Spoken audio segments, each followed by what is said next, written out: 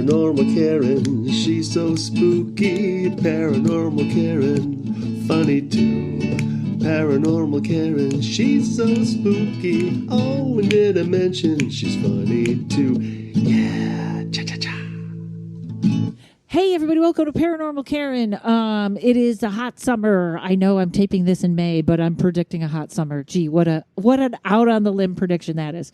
Really quick, karenrontowski.com. Sign up for my email newsletter. I send out about 3 a year. I should be better about that, but that's where most of my comedy dates are, because I'm terrible at promotion. Also, as always, October Halloween weekend, I will be at Zany's in Rosemont doing the psychic stand-up show. Also, I believe it's the weekend before. I will get more dates for you. Ryan Singer and I are doing an event at the Cambry House. Cannot wait. Ryan and I want to do events together, and I know we have that one on the calendar. We'll have the Cambry House lady on too. She's awesome, Rebecca.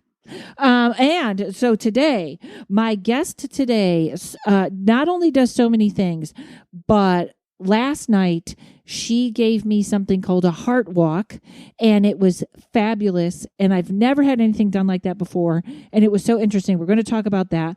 But before we get to that, hello, Ann Lally. How are you? I'm doing really well. Hi, Karen. Thank you for having me on the show. I'm really excited to be here. Good. I may say your first and last name all the time because I love what it sounds like. Thank you.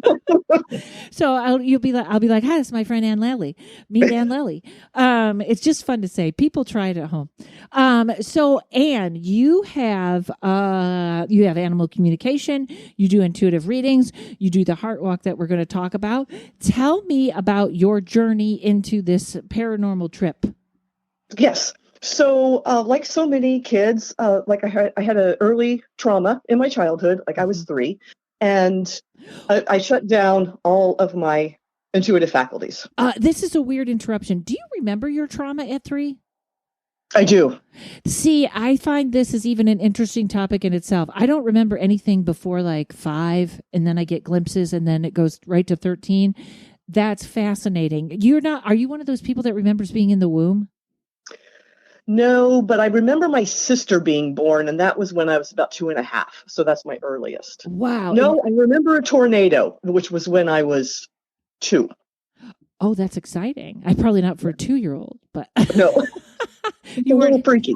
You weren't a tornado chaser at 2? Right. Okay, so you had the experience at 3, and then you shut down.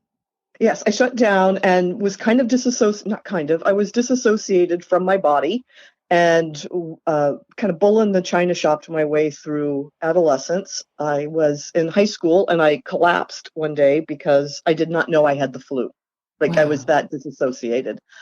And I went to college again, just sort of really didn't know what I was doing, flunked my exams to leave college and kind of was like, okay, something has to change here. And finally started seeing a therapist who plugged me into my intuition and sort of guided me down that path. And like looking back on it, like there's Marian Weinstein's book on practical witchcraft or something. And even though my therapist was really Christian based, Jesus based, she still was familiar with that book. And she kind of used the tools in there to guide me. And so that was when I was in my late 20s. And I'm so grateful to her even now, because that's what really plugged me in. You know, a good therapist like that, especially a therapist that's open to other things, is just is life-changing. It really is. And I, that's interesting when you were talking about the story about the flu, and I think that's a lot more of us than we know. Like I know when I was working out, like I work out all the time and probably too much, but I'm a little more aware now of what is too much and what is just driving yourself into the ground. Yeah. Or just running away from whatever it is you don't want to face.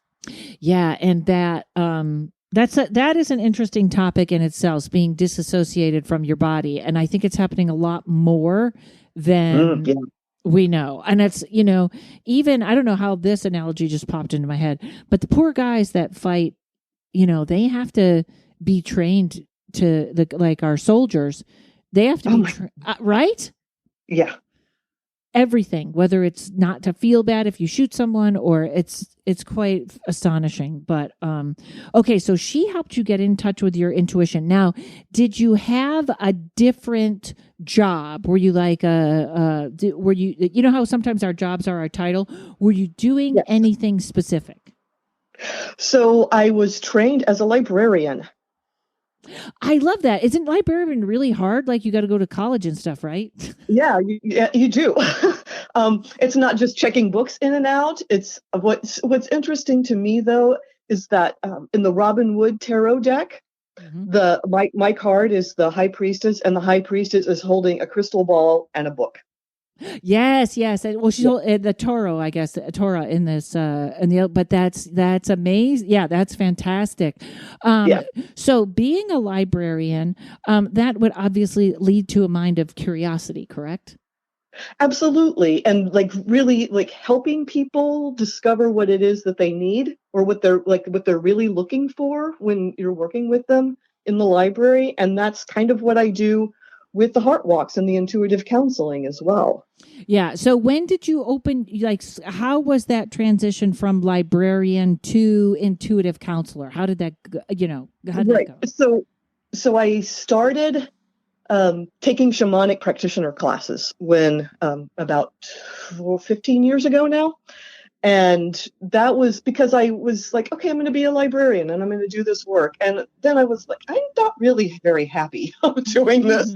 And so I really wanted to use my intuitive skills in a more sort of spiritual way, I guess. I don't consider librarianship or academic librarianship very spiritual. And so I started taking the shamanic classes so that I could really get more tools to help people. I have it. I need to take some shamanic classes, and I'm very. I did take one shamanic healing class a while ago. It was very. It was by the ultimate ayahuasca kind of hippie guy, and he was from another country, but he was like in different people's houses every week, and it was it was very strange. Wow. Yeah, it wasn't an organized thing, and he was actually quite good, but it was so sort of all over the place. And I have calendar issues because I'm always out doing comedy. Can you tell us this, or tell me what is a little bit of what people learn? I had a shaman on a little while ago, but it almost to me, and I think to most people, that feels like a big scary thing that other people do. It's almost like people might see tarot reading or intuitive stuff as, well, you do that, I don't do that. And I always feel like shamanic healing has a big name to it. Like, is there any way you can encapsulate or tell us like kind of what that is or what you learn? Right. So it was a 3-year program actually. So the first year, what you really did was what we did was hone our journeying skills and our intuitive skills. And so we spent a lot of time journeying to the underworld and journeying to the upper world, and just really learning to focus and go into a trance, which was, not to say, again, like super easy for me because like I'm in a trance half the time anyway. You got one foot in both worlds, right? I do. So I found it pretty easy, but it was a little startling at the beginning because you've got this room full of people and they're all laying on their backs, and it's like a little too Jim Jones kind of thing. So you have to get past that. At least I did. But it was really helpful to like be able to focus in that trance. Like I can go into a trance, but I'm not necessarily focused. And so learning to focus was what was really important in the first year. And then in the second year, we learned how to do house blessings and things like that. And then we also learned how to do, and then I think maybe the third year, we did soul retrievals.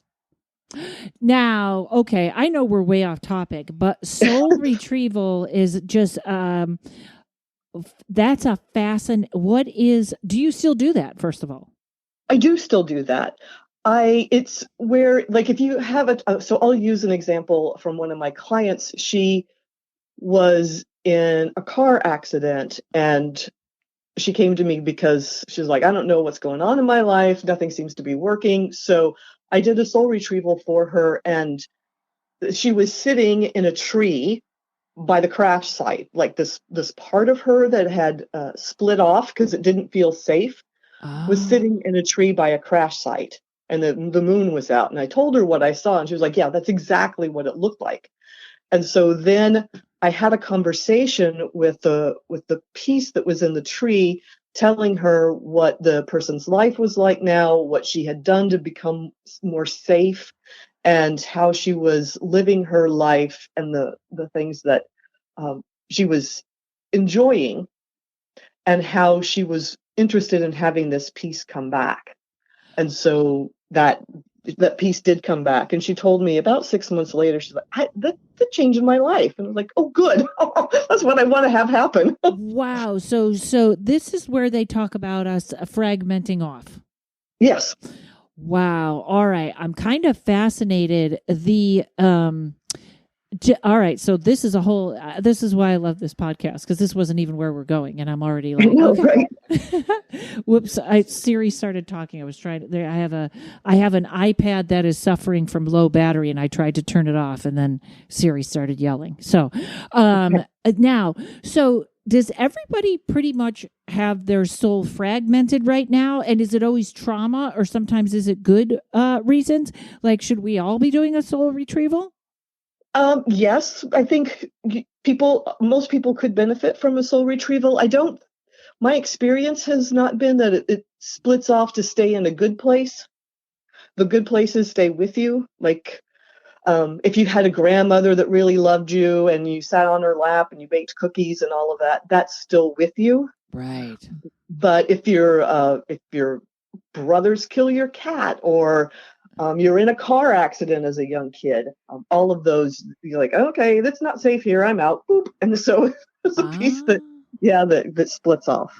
So when you go into a trance, you just go with whatever comes in your mind, and you tell the person, and they'll be like, oh, I remember that was this, or that was when I was abused, or something like that. And then That's right. And then you talk to that other part and pull it back in. That's fascinating. Yeah. So, Yeah. and it sounds like something people couldn't do themselves because there's too much blocked out, could I say? Yeah, they can. And actually, I taught myself how to do it before I started taking the shamanic classes, not knowing what it is I was actually doing. Really? Yeah. I went back to my early 3-year-old trauma and cleared some of it. It was a really deeply ingrained trauma. So, like, that piece came back to me, but I still needed to process the trauma, which took another 20 years to do. Because I just wasn't focusing on it all the time. It would come up, you know how healing is cyclical. It would come up again, like, okay, now this is here to be healed again. So I finally feel like I healed the last of it last year. Wow. That's interesting. So you did it yourself, and you didn't even realize that. So, and then you go to this class and they start explaining it, and you're like, that's already what I'm doing. Holy cow. Yep. Wow. I totally dig that, because I think even now we all have more access to things like Reiki and stuff that used to be very formal before. And now we sort of can do it. Was that a conscious decision in therapy to go like, I'm going to go back and heal that part of me? Like, I really think therapy and the inner child stuff is almost like shamanic healing anyways, isn't it? It can be, for sure. Yeah. Or that's where it was rooted, perhaps. Right. It's the going out in a trance and asking the part to come back that I think is the shamanic piece. The therapy piece, I think, is the processing of what happened. So, and this is another bizarre question, but I think, so if I did a transition, or I did a trance, or did a meditation, and I went into my heart and asked to have pieces of me returned, could that be traumatic? It could. You won't relive the experience, but you might pick up on the energy of the person, of the piece that's split off. And so that's what an intermediary does, is sort of handle the emotional piece of it, the sort of trauma piece of it. When I used to do soul retrievals in person, which I still do, but with COVID and everything, Yeah. People would make an appointment and then they cancel, and then make an appointment and then they cancel. Mm-hmm. And it's because they don't want to go back to that trauma. Yeah. Yeah. And so just like, that's why when you do it in person, you have someone drive you. So like, just get them in the car and get them to this location and we'll handle it from there. They just need someone to take their hand and tell them that it's going to be okay. They're going to be safe and that nothing is going to happen to them, because people can get really sort of triggered by the thought of going back, even if they don't know what is going to be found. They just know they don't want to go there. Yes, and that is a lot more people than we're aware of. And I know sometimes people are scared when they get a tarot reading for that same reason. But that's really smart when you're like, have someone else drive. And then they might be like, what are we doing? Surgery? Am I going to be okay? Exactly. But it is, for some people, it can be probably draining. Yes. And once the piece comes back, I know for myself, like I kind of, there was this bookish part of me, right? And then there's this part when I went to college that just really cut loose. And the bookish part was the part that had split off and that someone retrieved for me. And like, what is it? So then you ask that piece that split off, what is it that you need to feel at home? Right. And so maybe at that age, they really liked ice cream or French fries or something like that. And so you can, like, now you're dairy free and you don't want to eat ice cream, but maybe you could say, well, we don't really eat dairy right now. Would you like some vegan ice cream? And like, okay, that sounds okay. And so they're just kind of reliving those nice experiences, going out and going swimming, right? If you just really love to swim, you haven't been swimming, or going out into the forest and you forgot that you loved wildflowers or things like that. Just really reconnecting with that piece and allowing that piece of you that's come back to feel safe and at home. I love that. Okay, so and then the next part was sort of, and this is really good. We're going to get to Heartwalk in a second, because I believe Heartwalk, which I've never seen anyone else do, is really a compilation of all these things. And then house clearing. When you do house clearings, do you see things with your physical eye, or do you see them in your mind? Mostly I see them in my mind. Occasionally I see them with my physical eyes. And that's happening more and more. I was just going to ask that question because I feel like everything is out there now, and I'm seeing things scoot by me all the time. I don't see them, and they're not bad things, although they may feel dark to me, like it looks like a shadow went through. I'm not feeling that it's dark things, but yeah, we're getting to where we're almost going to be able to see all of it, aren't we? I think so, yeah. It certainly feels that way to me when I drive down the street. I know, right? I know a friend of mine that doesn't see anything was like, things keep jumping in my car. And I was like, oh boy, here you go. All right, folks, hang on one second. We're going to come back and talk about Heartwalk. Hey, everybody, I wanted to tell you about the $5 level I added to my Patreon. Starting in July, I'm going to be doing exclusive Paranormal Karen content there. It's going to be 1 to 2 episodes a month. It'll be a little different than here. Most of the episodes will be me talking about what I'm looking into or what I'm investigating or what is fascinating to me. I'm also going to be doing a series called What's Going On in Utica. When I moved here, I had no idea what a paranormal hotspot this was.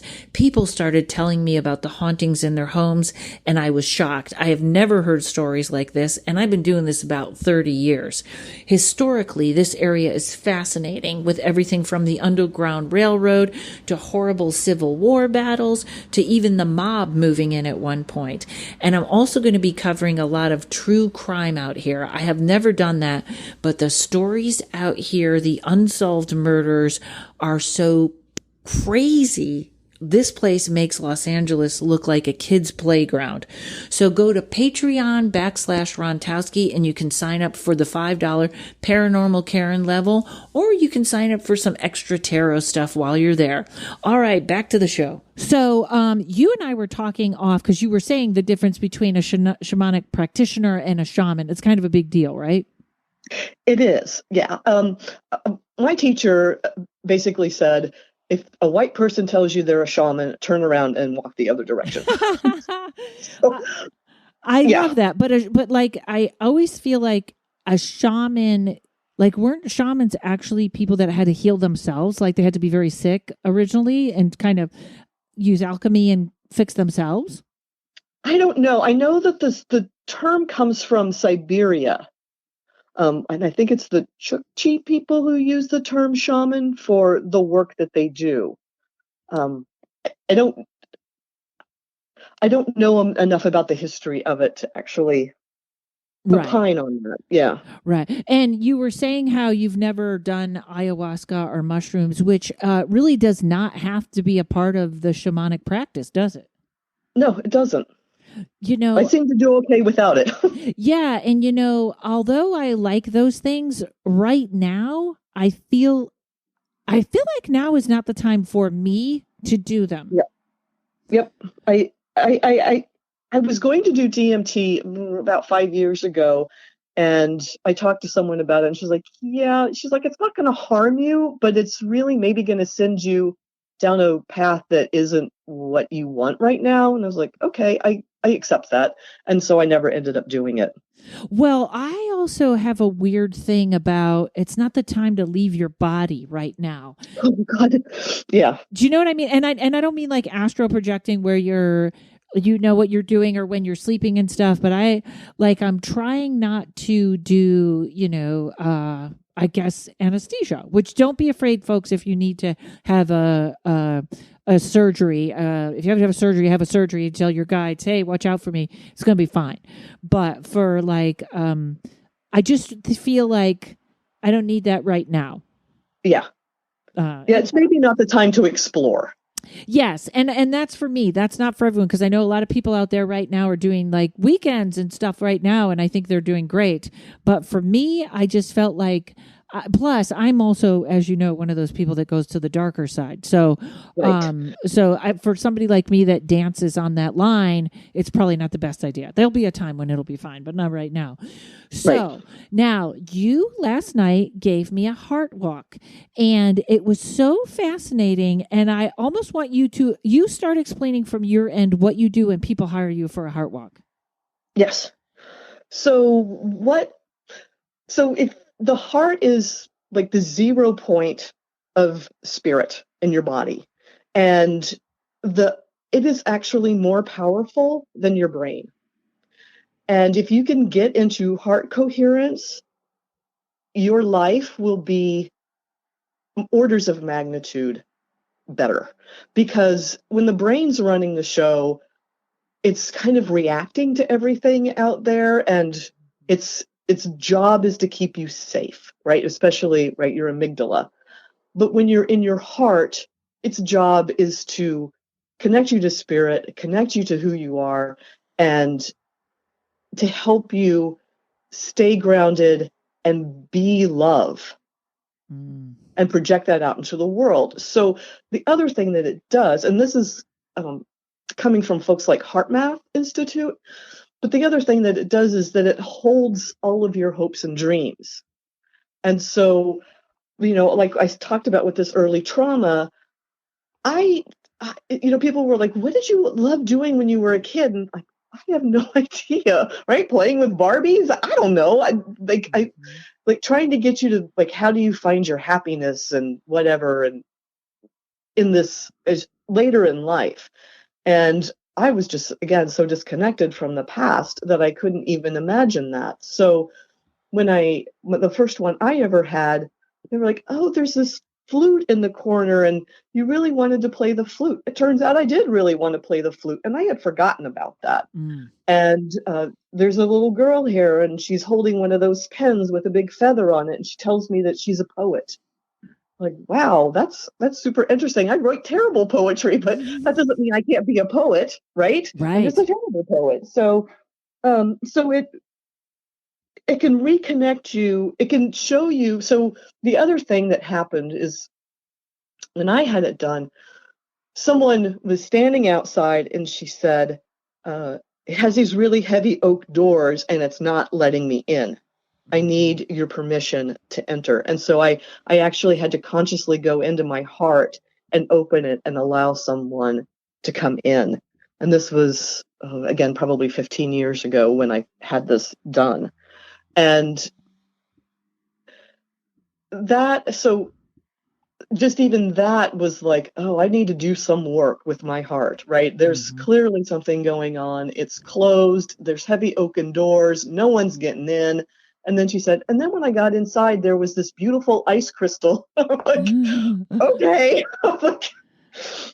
So clearly something was not right in my heart. So, because you feel like an ice crystal, that would be a bad representation. You felt like that was cold. Yes, a cold, yeah, and forbidding, quite frankly. That's it. Well, it was interesting because yesterday when you did mine, it was funny because you described heavy doors that were open and a design around them, and it was very interesting because the design, not with color, but almost seemed like a paisley. Hold on a second, I'm going to sneeze, everyone. Excuse me. Better podcast hosts would have paused the tape, but I didn't. So thank you for everyone that said God bless you. And it was almost the design you were talking about around the outside was something I used to doodle. And yes. And then when you said you walked in and it was very girly, which is interesting because I am not girly, but I felt so connected to the way you described my heart because it was, what I felt like is for example, I love velvet. I can't stand it on me because when you rub it the wrong way, it's like it's like nails on a chalkboard. But I love velvet and soft things like that. And that was like what you saw the whole inside of my heart as. I mean, yes. And that was because I really think, like my interpretation was that my heart really is a soft place to land. I want it to be a soft place to land. Does that make sense? Yes, it does. Mm-hmm. So and it was just super sumptuous and lovely. Yeah, I think I think very few people get into my heart, but when they do, it's like a great spa. But so what, just out of curiosity, if you can, what are some other things you've seen where you're like, uh-oh, or like you saw some dark spots in mine, which I totally get. But has there ever been anything where you really felt like, oh my goodness, this person is in trouble? No, there hasn't, luckily. It's, from my experience, it's a very lovely and gentle experience. I haven't run across anything that I've been concerned about or that strikes me the wrong way. Most of the time it's full of play and love. There's often some disgruntlement that comes up at some point, but it doesn't, I don't get the full trauma like maybe I would in soul retrieval. Got it. Okay. Yeah. And oftentimes, and I don't necessarily go looking for this, but oftentimes, like, I saw someone and there was a leprechaun in her heart and he was dancing on a big pot of gold. And I was like, I don't know what this is. Like, I try not to interpret because it's not my business to interpret. But I said, I see this leprechaun dancing on a pot of gold. And she said, that's my husband. Oh, interesting. Yeah, he had passed. And so that, like, and someone's grandmother showed up and it was the Good Witch, Glinda the Good Witch of the North. And it just looked like Glinda the Good Witch of the North to me. And she said, oh, that's how everyone describes my grandma. Oh, fascinating. Yeah. So, yeah. So when people do this and they start making connections and stuff, do you ever kind of stuff comes up? Like, is it just like an interesting interpretation for them, or do you ever give them direction? Sometimes I do give them direction, but at the end, the sort of like, here's what I think you can do to help integrate what's just happened. So, take a bath with Epsom salts or baking soda or sea salts or whatever is called for, whatever I'm sort of guided to offer, or go out and take a nice walk in nature, or all the things that can help you sort of both integrate it and understand. And the other thing, when I do heart walks, so it lasts an hour, but then as part of the package, you get a half an hour again, like at your discretion, a couple of weeks or a couple of months later to come back and ask questions. Because stuff comes up and you're like, what was that again? Or can you tell me more about this? Or, I feel really, I felt really amazing after the heart walk, but then everything kind of shut down again. And so that's part of the intuitive counseling and then you get that half an hour later to kind of sit on it and think. Yeah, figure out, or just, what was that flute in the corner about? Can you tell me more about that? Mm-hmm. Or what doesn't occur to them. Now, where did you learn this? Where did you said you studied this somewhere? Yes. So I learned it as part of that shamanic practitioner training that I did. Oh, I didn't know. Oh, so that's what a heart walk is. Okay. Yeah. Is this also a little bit like if you were to walk through everybody's chakras? I don't know. I've never done that.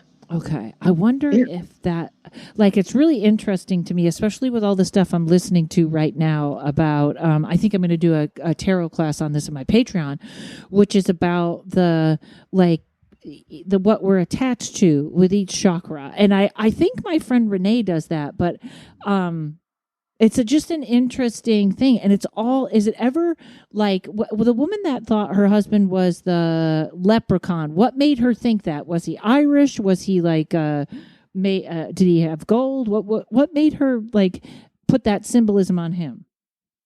I believe that it was, he brought a lot of richness to her life and he was a little bit of a trickster. And she knew immediately it was him. Yeah. Oh, so interesting. Okay. So you do the heart walk. Also, how did you learn animal communication? So I had a experience. I was my department was taken apart at work, and I was sent someplace else where I was working at the time, and I didn't like it, and I thought, okay, I don't want to do this anymore. So I had an intuitive reading with a woman who lives in Michigan, and the first thing that she said was, well, you're clearly a very gifted animal communicator. I thought, I am? So I started taking animal communication classes with Joan Ranquet. Okay, and I'm going to have you say that name for anybody out there because I don't. Joan, what is her last name? It's Ranquet. It's Ranquet. Okay, because that's a very interesting. I think that it's such an interesting thing, and I never know where to send people when they want to take a class. So you really got a lot out of it. I did. And what's interesting to me is that when I got a dog, she was 5 months old. I got her at the pound. And this was before I'd ever taken animal communication, which is why I thought, well, maybe there is something to this. So her name was Brownie. And I wanted to name her Zoe. And every time I would call her, come here, Zoe, let's go, Zoe, whatever, I would hear the word Sasha in my mind. And so I was like, finally, after enough time, I was like, oh, maybe this dog wants to be called Sasha. And so I started calling her Sasha, and off we went and had a great life together. And it just clicked. Yeah. And so when someone told me, about, because I always kind of thought animal communication was like, what? But then with that combined with taking the animal communication classes with Joan, just really solidified my how I felt about my ability to do animal communication, because you practice a lot. That's the thing. That's what a good, like my friend was telling me, a good mediumship class is really just connecting you to other people and practicing on them once you get the basics. Because everything is kind of a basic, except for shamanic stuff. I feel like that's different. But everything, especially in the psychic and intuitive world, I feel like there's some basics about like clearing your mind, trusting what comes in, good memory to grab onto things, trusting that kind of stuff. So that makes perfect sense to me. You know, when I lived in San Diego, I had a cat. This cat kind of moved in with me, and I called him Pig, because why not? And I was very, very. This cat was amazing. Like I would go on the road to do comedy, and no one would see the cat again until I came back, and it was just a great old cat. And I remember one day sitting at my desk, and then I sat up. And I was like, something's wrong with him. And I looked at him and I felt like he looked right at me like, yeah, something's wrong. And I ran him to the vet. There was no sign of anything. And somebody had hit him with a BB gun. And it all healed and it was all good. But I'll never forget that moment of when I know that cat was like, hey, I've been hit. And that cat used to talk to me in my dreams. Oh, wow. Yeah. And I guess that might have been a form of it too. But you never forget that moment when you kind of do. And then what's funny is sometimes you look for more than what's there. And you don't get it, you know? I'll never forget once when I asked Sonia what Courage thought about the person that lived here before, that lived in my place before. And the answer was, I don't know who lived here before. So it was very funny. And also, now with your intuitive training, did that just happen or did you take some training with that too? That kind of happened as part of the shamanic practitioner stuff. And then also with the therapy. So my therapist was, I think it was you and Amy Spicer were talking about a journal where you put down what Psychic hits you wins. got. Yeah. And so she encouraged me to do that. She used listen, do, document. And then write down what the outcome was. And so I did that. And that's one of the ways that at that point, and that was 30 years ago, I enhanced my intuitive abilities. Okay. And when someone comes for a reading with you, do you do tarot? Do you just do psychic stuff? How does it work? Or you know what, actually, hold on one second. Let's tackle that question on the other side. Hang on.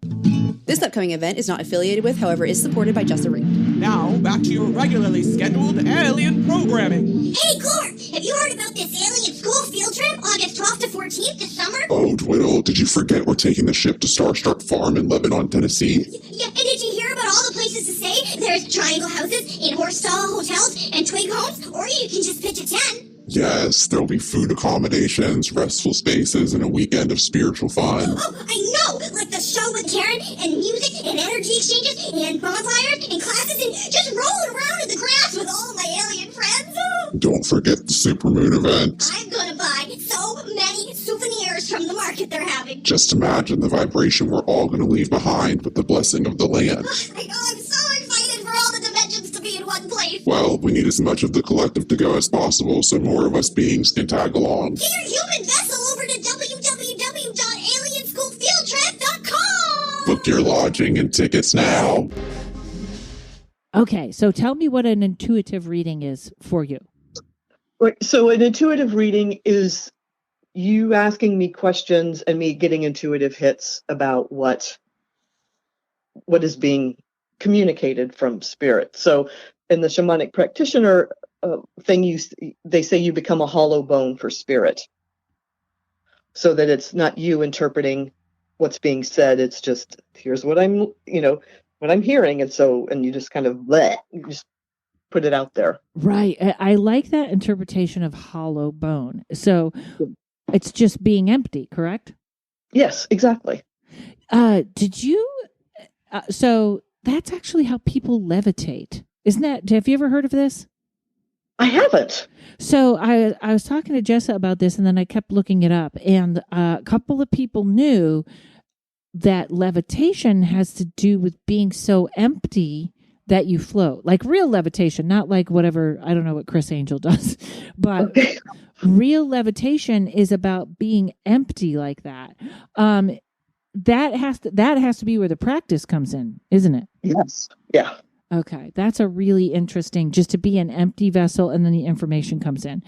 What, like last night you were checking on some things. You were like, is that me or is that real information? Which I know I have a friend who taught a mediumship class, and she would say, if you think you're talking to a spirit, ask it to change its appearance or try and change the color of its coat or something like that. And if you can't, then you're really connecting with the person.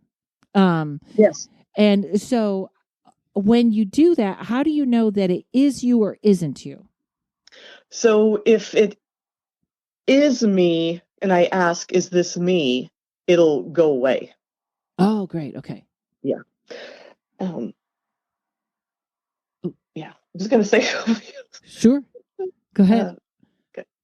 I can't remember what it was. I'm doing that to you. I am having an awful time holding on to thoughts today, and I don't know. Post-COVID trauma.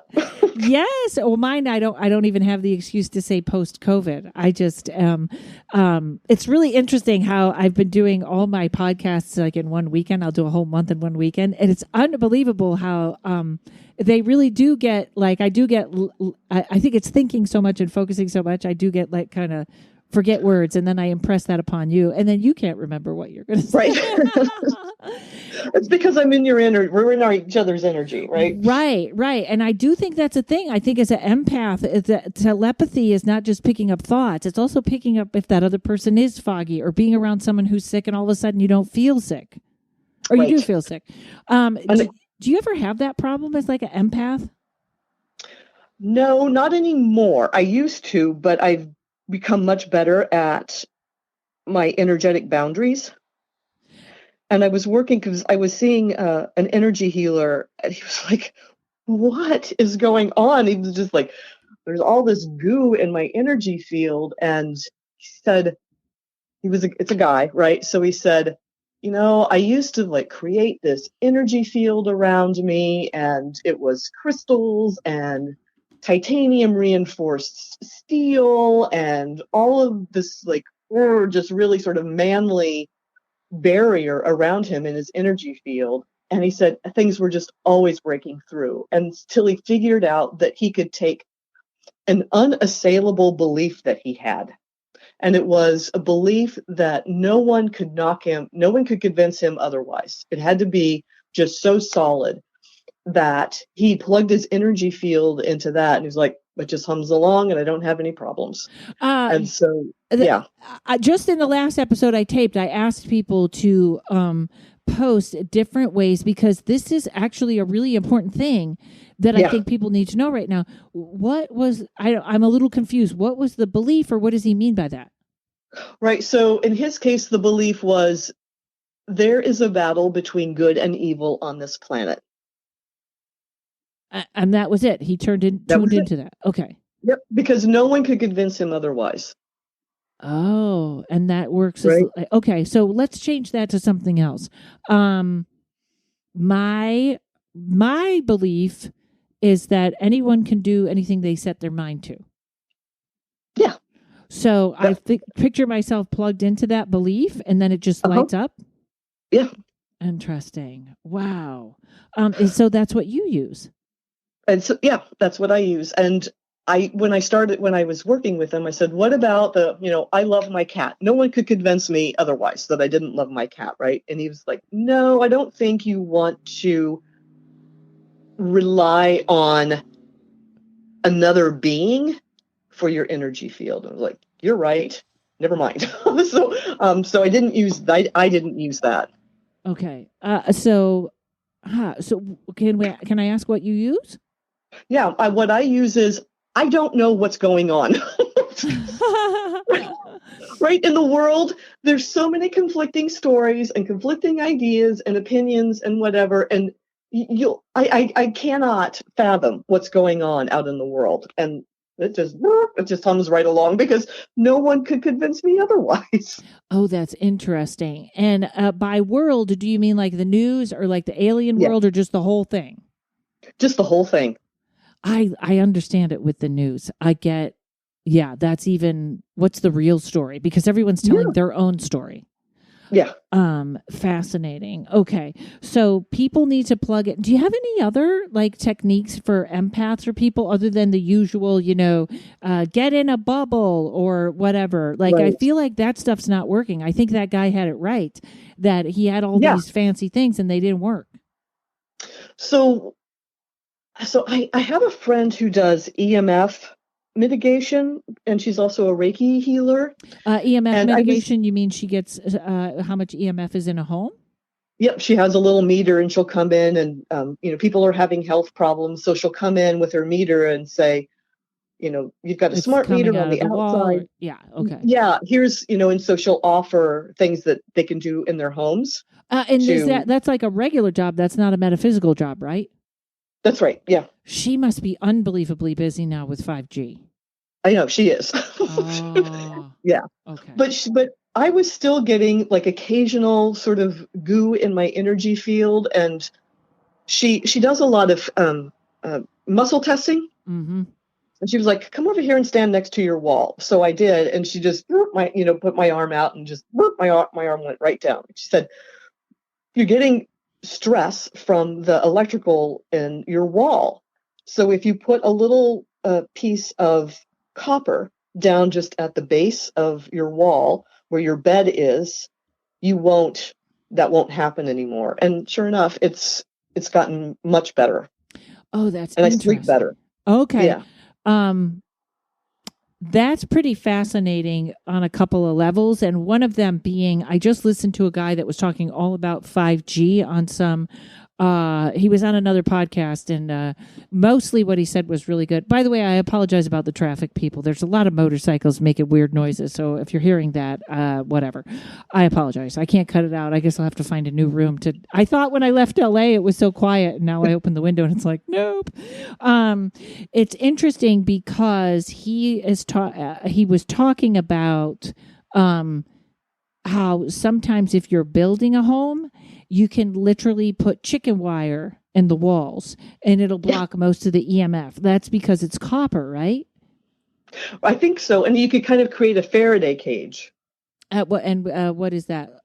So that is, my basic understanding is that it is an enclosure that keeps out the electromagnetic smog. Oh, okay. Right. Yeah. I got to have somebody on that does that. Does your friend do that?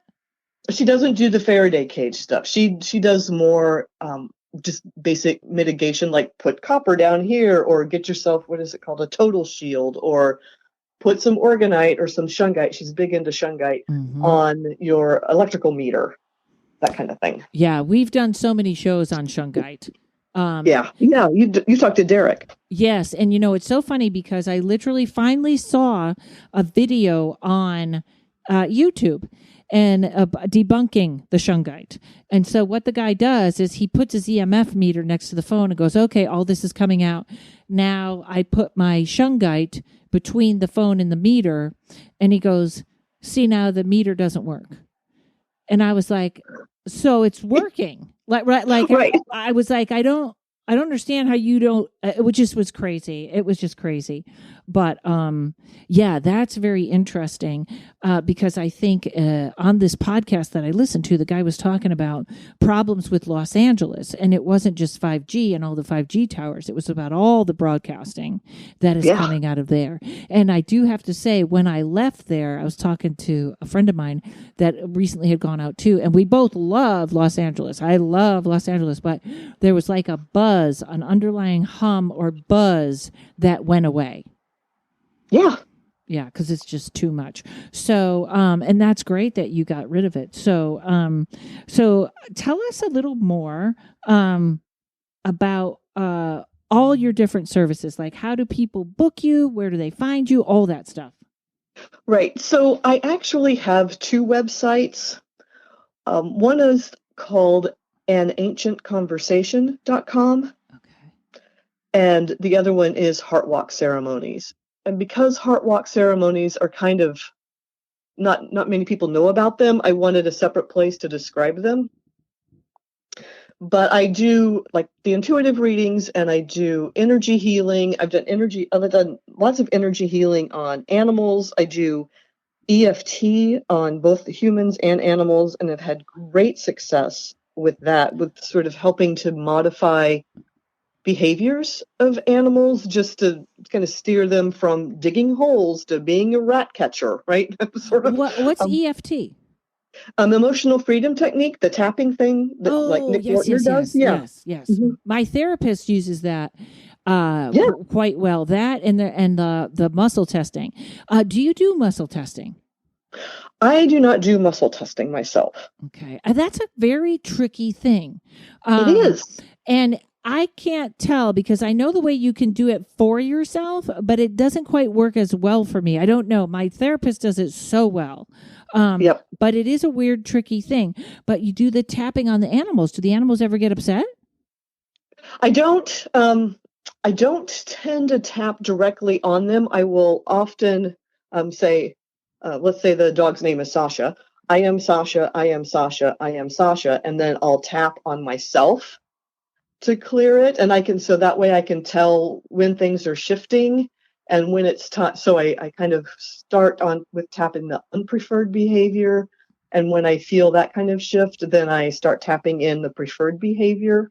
And I can feel when that kind of lands and the animal feels comfortable with it. And I of course, ask their permission to do this as well, so that I'm not just making my or the companion human's will sort of putting that on the animal. I want the animal to be part of this decision as well. Right. Yeah. And so, and then when I'm done, I say, I am Ann, I am Ann, I am Ann, so that the connection is broken and we're both back in our own bodies. That's a great, I always teach people that tip if a dark entity is around. I am Karen Rontowski. I know who I am. That's probably one of the best ways to protect yourself, period. Yes.